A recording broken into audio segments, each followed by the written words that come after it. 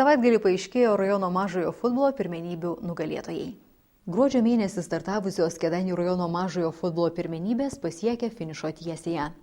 Pirmenybėse jėgas išbandė 20 komandų. Suskirstytos į 2 lygas, jos tarpusavyje varžėsi daugiau nei mėnesį.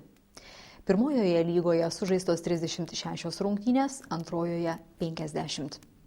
Pirmenybių nugalėtojai paaiškėjo po finalinių susitikimų.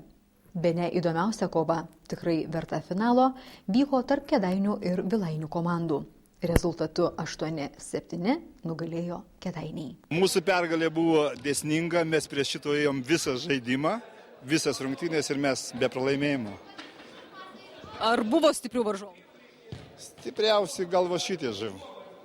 Vilainiai neblogi buvo, bet mes stipresni. Čempionai visą laiką laimėjo. Ar pirmus metus laimėt? Mes ne pirmus. Ne pirmus, pernai buvom 3, bet šiemet mes vėl į savo vėžės atsistojom ir važiuosim toliau. Taip laikyti. Kaip manot, kas padėjo pelnyti pergalę? Komanda, visi susibūrė gražiai, vieningai, sirgom, sirgaliai padėjo mūsų, geriausiasi sirgaliai mūsų tenais. Tikrai mes šito verti, aš skaitau, mes šito verti, mes nugalėjom. O kas skatina dalyvauti tokiose pirmenybėse? Kodėl jums tai svarbu yra? Mums yra kaip azartas, užsiėmimas, jaunimas važiuoja į mus, jie nori irgi to pačio siekti. Čia yra, kaip sakant, viltis visų. Sportas yra sveikata, judėjimas į priekį.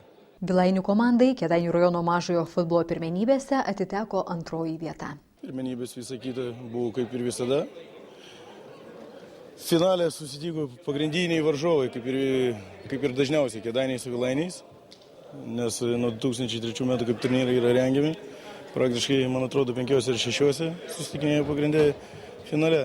Ten keliais kartus buvo Navos klubas, įsimaišęs buvo Bronas. Turnyras, kaip turnyras, mūsų pagrindinių kelių žaidėjų nebuvo, laimėjo stipresni. 3 vietą pirmoje lygoje iškovojo Brono 1 komanda, aplenkusi Brono 2. Savivaldybės kultūros ir sporto skyriaus įsteigtais prizais apdovanotos ne tik komandos prizininkės, bet ir geriausias turnyro žaidėjas Tautvydas Jazokas, geriausias vartininkas Kęstutis Banys ir daugiausiai įvarčių 24 pelnęs Aretas Gėgžna. Kilnaus žaidimo taurė įteikta pirmenybių debiutantei Legiono komandai. Antrosios lygos nugalėtojais tapo ir kelialapį į 1 lygą iškovojo Ažytėnų futbolininkai. 2 vietą pelnė Liepo Alėja, 3 užėmė komanda Savi. 2 lygos geriausių žaidėjų pripažintas Marius Pinskis, geriausių vartininkų Karolis Patapas, rezultatyviausių žaidėjų tapo Airidas Grišas, įmušęs 27 įvarčius. Garbingo žaidimo prizas atiteko Ariogalos vienybės komandai.